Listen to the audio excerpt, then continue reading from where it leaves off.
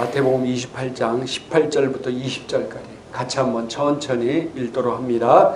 예수께서 나와 말씀하여 이르시되 하늘과 땅의 모든 권세를 내게 주셨으니 그러므로 너희는 가서 모든 민족을 제자로 삼아 아버지와 아들과 성령의 이름으로 침례를 베풀고 내가 너희에게 분부한 모든 것을 가르쳐 지키게 하라.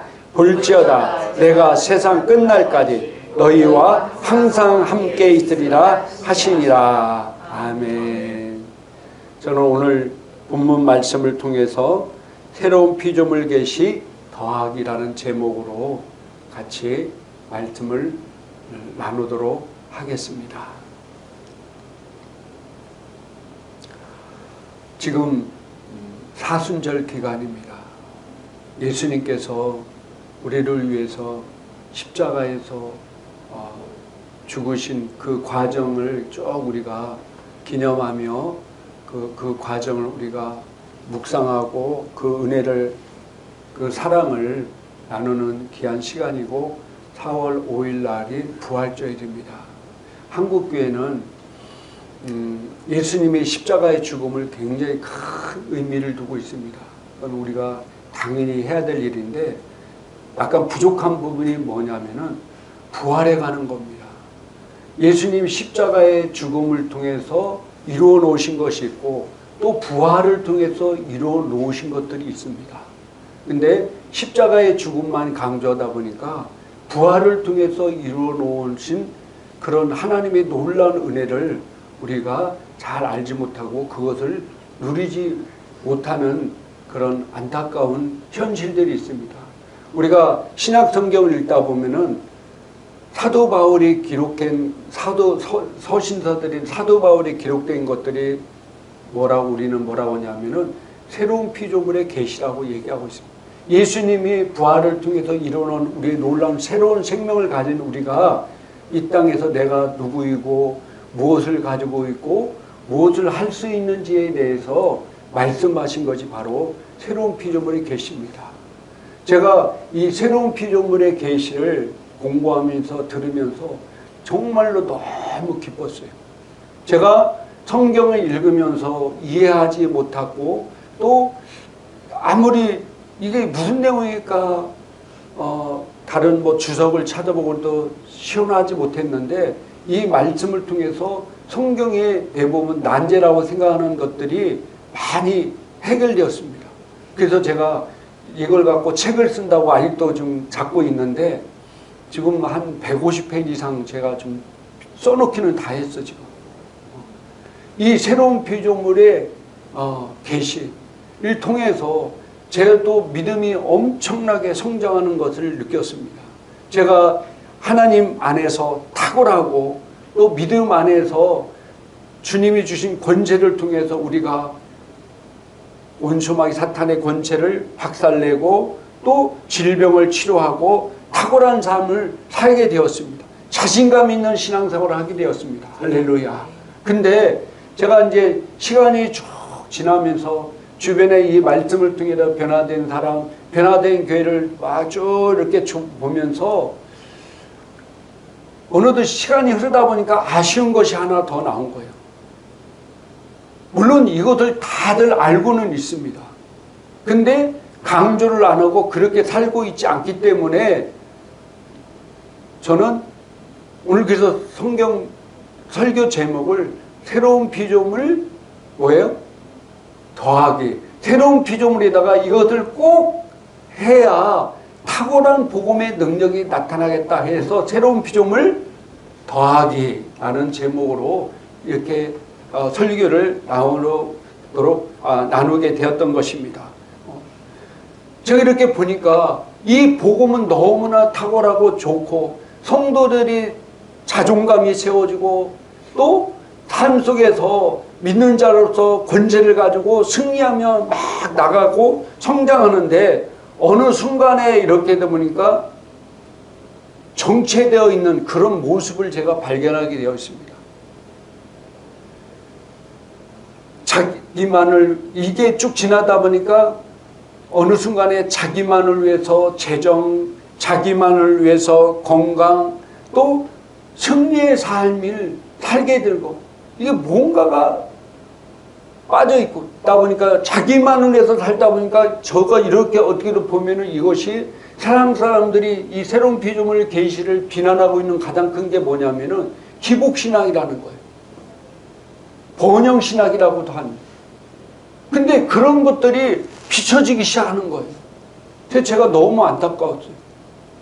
이 복음은 너무나 탁월하고 정말로 자존감이 무너져 있고 나는 아무것도 할 수 없고 마른 막대기 같은 존재라고 생각했던 사람이 이 복음을 통해서 막 믿음이 성장하고 그리스도 안에 승리의 삶을 살고 건강을 쟁취하고 또 재정의 부를 누리며 하나님 나라를 위해서 이렇게 막 나가는데 어느 순간에 그것이 이제 계속 머물러 있고 또 성장하지 못하는 모습을 이렇게 보니까 그리고 또 그 안에 그러다 보니까 이 기복신앙, 자기만을 위해서 신앙생활하는 것이 바로 뭐예요? 기복신앙인 거예요. 자기만을 위해서 뭔가를 잘라고, 물론 그러려고 하는 건 아니겠지만은 지나다 보니까 이게 잘못하다는 번영신학이 되겠구나. 그래서 이 뭐가 빠졌고 뭐가 강조되지 않았지? 하고 이렇게 보니까 주님이 마지막으로 명령하신 이 지상명령, 주님이 마지막으로 명령하신 이 예수님의 언약을 우리가 지키지 않는다고 하면은 모든 사람들이 다 기복신앙 쪽으로 가고 있다고 보면 저는 무방하다고 이렇게 생각합니다. 성경 디모데후서 4장 2절 쉬운 성경에도 같이 한번 읽겠습니다. 언제 어디서나 항상 하나님의 말씀을 전하십시오. 사람들에게 마땅히 해야 할 일을 가르치고 잘못을 바로잡아주고 격려해 주십시오. 끝까지 참고 그들을 잘 가르쳐야 합니다. 아멘. 언제 어디서나 때를 얻든지 못 얻든지 항상 주님 하나님의 말씀을 뭐라고요? 전하라는 거예요. 그리고 사람들에게 마땅히 해야 할 일을 가르치고 잘못된 것을 바로잡아주고 격려해 주시고 끝까지 참고 그들을 잘 가르쳐라. 이게 바로 마태복음 28장 18절부터 20절까지 말씀입니다. 너희는 가서 모든 민족으로 제자를 삼고 아버지와 아들과 성령의 이름으로 침례를 베풀고 내가 너희에게 분부한 모든 것을 가르쳐 지키게 하라. 그럴 때 내가 세상 끝날까지 너희와 항상 함께 있으리라. 할렐루야. 이게 주님의 언약이고 약속하신 말씀입니다. 근데 이게 점점 약해. 초대교회 때는요, 예수님으로부터 시작해가지고 예수님이 제자를 만들고 그 제자가 제자 삼고 말씀대로 순종해서 오늘날 전 세계에 20억, 30억 인구가 예수님을 믿을 정도로 엄청나게 성장했습니다. 그런데 요즘 한국 교회도 마찬가지지만 전 세계 교회가 어떻습니까? 성장하고 있다고 그래요. 물론 뭐 성장하는 교회들도 있습니다. 브라질 같은 교회는 우리 오순절 교회들은요 엄청나게 성장하고 있습니다. 근데 대체로 전 세계를 보면은 점점 이슬람을 막 늘어나고 있는데 기독교는 점점 줄어들고 있다는 것이 통계적으로 나와 있어요. 왜 그렇습니까? 주님의 말씀대로 하지 않기 때문입니다. 주님 말씀대로 그동안은 예수님의 제자를 삼고 그들을 가르쳐 지키게 하고 그 제자를 통해서 이렇게까지 세계 기독교가 엄청나게 성장했는데 교회가 성장했는데 오늘날 교회들이 예수님의 말씀을 지키지 않기 때문에 교회는 점점 줄어들고 교회는 세상에서 점점 빛을 잃어들고 기독교 인구는 점점 줄어들고 있다는 거예요. 참 안타까운 일입니다. 구약시대는요 말씀대로 전하고 가르쳐서 제자 삼지 않았기 때문에 이 엘리야 시대에 가면은요 교회 그리스도인들이 얼마나 타락했는지 바알신이 참 하나님인지 여호와 하나님이 참 하나님인지 분별하지 못하는 그런 시대가 왔어요. 오늘날로 말하면은 부처님이 진짜 내가 섬기는 여호와 하나님인지 우리 교회에 있는 가르치는 하나님이 진짜 하나님인지 모르는 그리스도인들이 생겼다는 거예요. 그리스도인들이 오늘날로 말하면은. 그래서 왕상 18장 21절 38절 39절에 같이 한번 읽겠습니다. 엘리야가 모든 백성에게 가까이 나아가 이르되 너희가 어느 때까지 둘 사이에서 머뭇머뭇하려느냐. 여호와가 만일 하나님이면 그를 따르고 바알이 만일 하나님이면 그를 따를지니라 하니 백성이 말 한마디도 대답하지 아니하는지라. 이에 여호와의 불이 내려서 번제물과 나무와 돌과 흙을 태우고 또 도랑에 물을 핫은지라. 모든 백성이 보고 엎드려 말하되 여호와 그는 하나님이시로다. 여호와 그는 하나님이시다 하니. 아멘. 얼마나 말씀이 없고 얼마나 이 말씀이 제대로 가르쳐지지 않았으면은 자기들이 하나님을 섬기면서도 바알신의 하나님이 참 하나님인지 여호와 하나님이 참 하나님인지를 모르는 그런 시대에 살았겠어요. 신학시대도요, 하나님께서 에베소 교회에게 책망하는 말씀인데 계시록 2장 1절부터 5절까지 같이 한번 읽겠습니다. 에베소 교회의 사자에게 편지하라. 오른손에 있는 7별을 붙잡고 7금 촛대 사이를 거느신 이가 이르시되 내가 내 행위와 수고와 내 인내를 알고 또 악한 자들을 용납하지 아니한 것과 자칭 사도라 하되 아닌 자들을 시험하여 그의 거짓된 것을 내가 드러낸 것과 또 내가 참고 내 이름을 위하여 견디고 게으르지 아니한 것을 아노라. 그러나 너를 책망할 것이 있나니 너희 처음 사랑을 버렸느니라. 그러므로 어디서 떨어졌는지 생각하고 회개하여 처음 행위를 가지라. 만일 그리하지 아니하고 회개하지 아니하면 내가 내게 가서 내 촛대를 그 자리에서 옮기리라. 아멘. 신약교회의 이 에베소 교회를 하나님이 책망하면서 처음 행위를 가지라. 그렇지 않으면 내 촛대를 옮기리라고 이렇게 말씀하셨습니다. 우리 성경을 읽었듯이 에베소 교회는 정말 열심인 교회였습니다. 그래서 주님께서도 그 수고와 인내와 너희가 정말 말씀 안에서 바로 살란 그 모든 것을 내가 다 아노라 이렇게 말씀하셨는데 이 에베소 교회가 어느 순간에 세월이 계속 지나면서 그 처음 행위를 잊어버리고 나중에는 책망받는 교회가 되었다는 거예요. 이 처음 행위가 뭐냐면요, 예수님이 명령하신 일을 감당하는 겁니다. 그래서 그들은요, 어딜 가든지 교회를 세우고 복음을 전하고 가르치고 제자 삼고 말씀대로 살고 말씀 안에서 기능하며 살았습니다. 근데 어느 세월이 흐르자 어느 순간에 처음 행위를 다 잊어버리고 타락된 삶을 살게 되었다는 거예요. 그래서 주님이 너희 처음 사랑을 회복하라.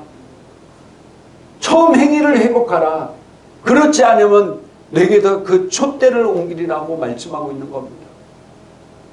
지금 이 말씀은요, 오늘날 전 세계 교회, 특히 한국 교회에게 하신 말씀입니다. 할렐루야. 또 한국에 있는 그리스도인들, 나와 여러분에게 주님께서 지금 하고 있는 말씀입니다. 지금 한국 교회가 재정이 부족해서 기도를 하지 않아서 열심히 없어서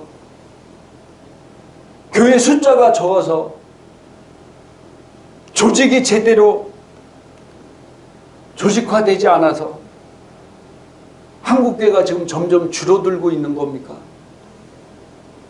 한국교회가 세상에서 빛과 소금의 역할을 감당하지 못하고 성도는 점점점 줄어들고 있어요.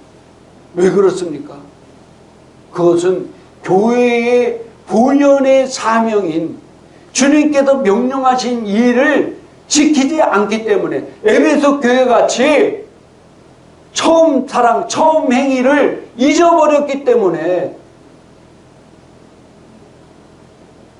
한국교회가 지금 이렇게 또 한국 그리스도인들이 여러분들이 지금 이렇게 되고 있다는 거예요. 그런 한국교회, 그런 저와 여러분을 향해서 주님께서 너희 처음 행위, 너희 첫 사랑을 회복하라고 말씀하고 있습니다. 그러지 않으면 너희에게 그 촛대를 옮겨버리겠다. 여러분들 촛대를 옮겨버리겠다는 게 저 얼마나 무서운 말인지 모릅니다. 그 사명을 그 사람에게서 다른 사람에게로 또 다른 나라, 다른 교회로 옮겨버리겠다는 거예요.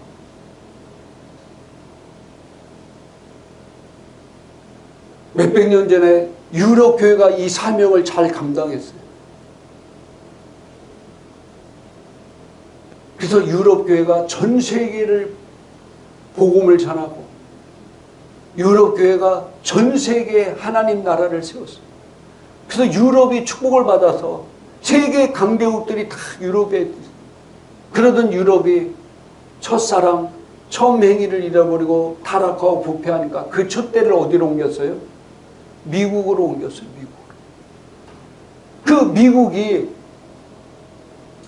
또 전 세계 가장 선교사를 많이 파송하고 그러니까 미국이 전 세계 지금 강대국이 됐잖아요. 그런 미국도 하나님 말씀대로 안 하고 그리스도인들이 타락하고 부패하고 어떻게 그리스도인들이 하나님 말씀에 대적하는 동성애를 지지하고 또 반성경적이고 반기독교적인 것을 하는 정치인들을 지지하고 뽑아주고 그 사람들이 대통령 돼서 미국에 기도도 못하게 만들고 군목들이 오직 예수만이 구원받는다는 얘기도 못하게 만드는 그런 나라로 만드는 거예요. 기독교인들이 타락했기 때문입니다. 오늘 한국교회도 마찬가지입니다. 지금 한국 그리스도인들도 동일하게 가고 있어요. 동일하게. 말씀대로 우리가 바로 세워서 그러니까 이 복음이 한국에 왔잖아요. 그래서 한국이 이렇게 복을 받은 것은 뭐예요? 한국이 이렇게 복을 받은 것은 한국교회가 이 사명, 전 세계로 그 선교사들을 가장 많이 두 번째로 파송하는 국가들도 우리나라가 얼마나 많이 축복을 받았습니까? 그런데 한국교회가 이렇게 타락하고 말씀대로 순종하지 않으니까 한국도 지금 점점 빛을 잃어가고 있어요. 이 촛대를 지금 어느 나라 다른 어디로 가는지 알지 못합니다. 개인도 마찬가지입니다. 개인도. 교회도 마찬가지입니다. 지금 우리나라에서 가장 교회가 성장하고 큰 교회라 할지라도 이 사명을 감당하지 않으면은 주님께서 그 촛대를 다른 교회로 옮겨버리고 다른 나라로 옮겨버린다는 거예요. 그게 굉장히 무서운 말씀입니다. 제가 며칠 전에 어떤 분을 만났는데 지금 그분이 진짜 여러 가지 재정적으로나 여러 가지 어려운 가운데 있습니다. 낙심해 있고 힘든 가운데 있어요. 그래서 제가 그분에게 그 얘기했어요. 지금 이렇게 힘들고 어렵더라도 우리에게 맡겨진 이 사명, 이 맡겨진 일은 우리는 소홀히 해서는 안 됩니다. 내가 기회를 얻었든지 못 얻든지 어떻게든지 내가 만날 기회 있는 사람들에게 복음을 전해야 이 어려운 과정에서도 빨리 회복이 되고 하나님의 축복을 받게 됩니다. 힘들다고 어렵다고 낭망해 있다고 해서 아무것도 안 하면은 계속해서 더 안 좋은 일이 나오고 거기서 벗어나는 길은 힘들고 어렵더라도 복음을 전하고 말씀을 전하는 겁니다. 제가 그분에게 그 했던 걸 보게 됩니다. 이게요 쉬운 일이 아닙니다. 저희 교회도요 제가 작년에 이것을 깨닫고 수요 예배 때 기도하고 또 이 예수님 언약에 대해서 가르치기 시작하고 새벽 기도하고 또 금요일에 또 1시간 이상 기도하면서 예수님의 지상 명령을 가르치고 또 계속해서 말씀을 나누었어요. 지난주에 수요 예배 때 12주 전 과정을 마쳤습니다. 할렐루야. 얼마나 제가 감격스럽던지요. 지난주에 우리 책거리 했어. 책거리. 왜 감격스럽냐면요, 마귀가 이것을 얼마나 싫어하는지 정말로 여러 가지 일로 방해했어요. 저도 정말 너무너무 많이 힘들었고 어려웠어요.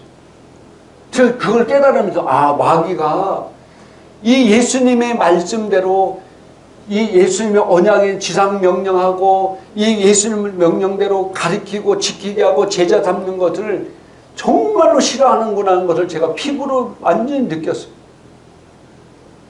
그래도 하나님 은혜로 지난주에 12주 과정을 끝냈습니다. 할렐루야.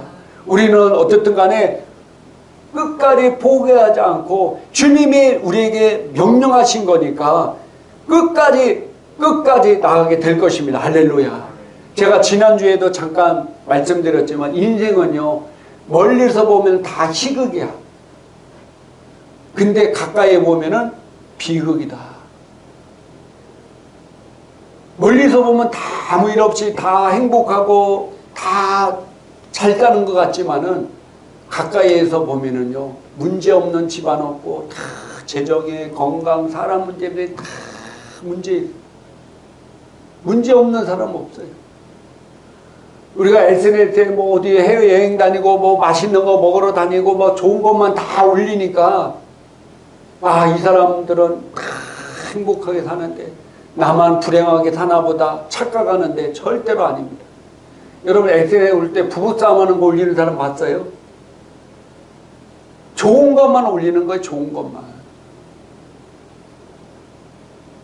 성경에도요, 시편 90편 10절 쉬운 성경에 같이 한번 읽겠습니다. 우리의 수명은 70년, 힘이 있으면 80년이지만 인생은 고생과 슬픔으로 가득 차 있습니다. 날아가듯 인생은 빨리 지나갑니다. 아멘. 우리 인생은 70이요 80이지만은 인생은 고생과 슬픔으로 가득 차 있다는 거. 그리고 날아가듯 인생은 빨리 지나간다는 거. 빨리 지나간다. 우리 주변에요, 다 멀리서 보면 희극으로 사는 것 같지만 가까이 보면 비극의 인생들이 너무 많습니다. 그 사람들에게 뭐 해야 돼요? 복음을 전해야 돼. 할렐루야. 복음을 전해야 돼. 그들에게 이 복음을 전해서 승리의 인생, 하늘나라의 소망을 두고 사는 인생 되게 만들어야 된다는 사실이에요. 주님께서 우리에게 주신 사명인 것입니다. 우리 인생은요, 사명이 있어야 됩니다. 건강이 우상이 되면 안 되고요, 돈이 우상이 되면 안 되고, 명예가 우상이 되면 안 됩니다. 물론 우리는요, 건강도 있어야 되고, 돈도 있어야 되고, 명예도 있어야 돼요. 그런데 우리가 왜 있어야 될 그 목적이 뭐냐면요, 목적이 뭡니까? 이 예수님의 언약을 지키는 겁니다. 인생이요, 목적이 없으면 방황하게 됩니다. 목적이 없으면 그 축복은 축복이 아니라 저주가 됩니다. 그건 축복이 아닌 겁니다. 목적이 없으면 그래요. 예수님이 부활하시고 난 다음에 우리 모두에게, 제자들과 우리 그리스도인들에게, 성도들에게 목적을 주셨어요.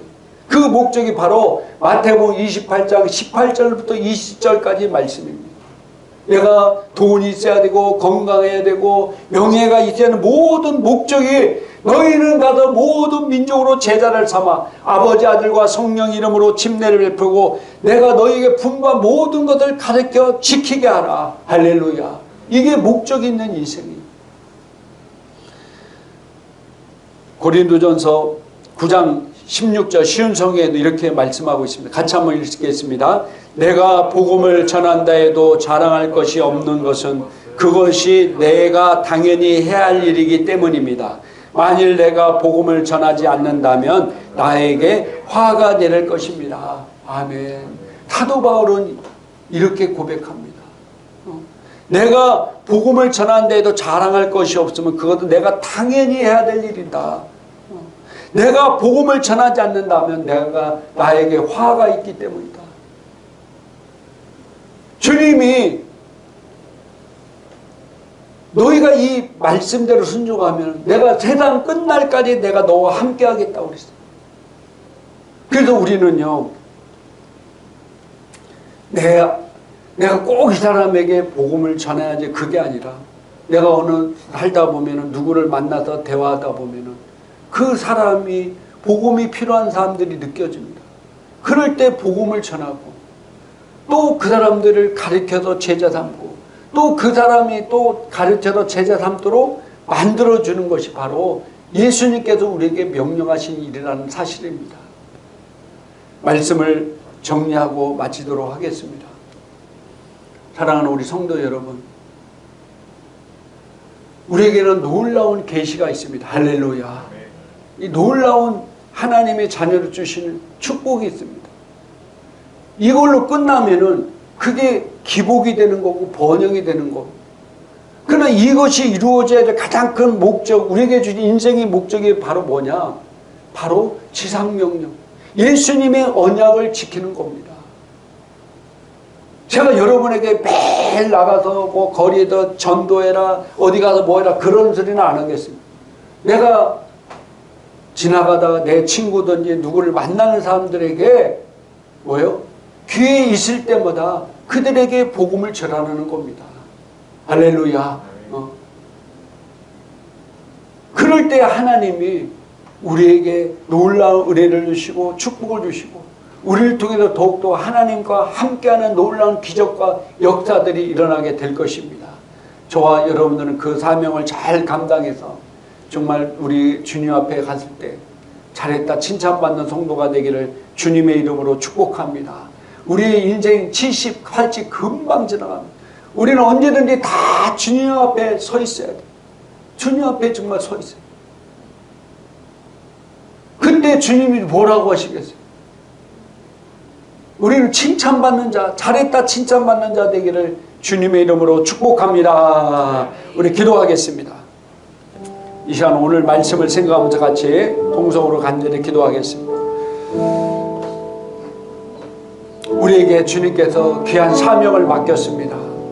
아무한테나 사명 맡기는 것이 아니라 우리가 믿을 만한 자, 또 하나님께 영광 돌리신 자이기 때문에 우리에게 이 귀한 사명을 맡겼는데 이 사명을 잘 감당하는 자, 우리가 이 사명이 없으면요, 인생의 목적이 없으면 인생은 방황하게 되었고, 우리가 받는 축복이 목적이 없는 축복은 저주가 됩니다. 그건 축복이 아닙니다. 그래서 우리에게 맡겨진 이 사명을 잘 감당하며 주님 앞에 갔을 때 잘했다 칭찬받는 성도가 되기 위해서 우리 주여 한번 외친 다음에 간절히 동성으로 기도합니다. 주여